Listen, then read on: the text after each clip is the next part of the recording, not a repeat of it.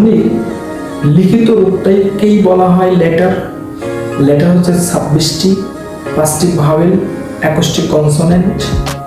Letter এবং alphabet এর মধ্যে পার্থক্য হচ্ছে এ থেকে জেড পর্যন্ত এক একটি চিহ্নকে এক একটি লেটার বলে, কিন্তু এ থেকে জেড পর্যন্ত যে 26টি লেটার আছে তাদের সমষ্টিকেই আলফাবেট বলে।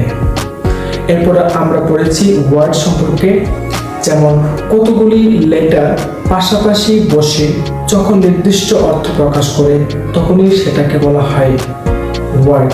অর্থাৎ ওয়ার্ড হতে গেলে দুটি শর্ত, লেটারগুলো পাশাপাশি বসতে হবে এবং একই সাথে তাদের একটা নির্দিষ্ট অর্থ থাকতে হবে।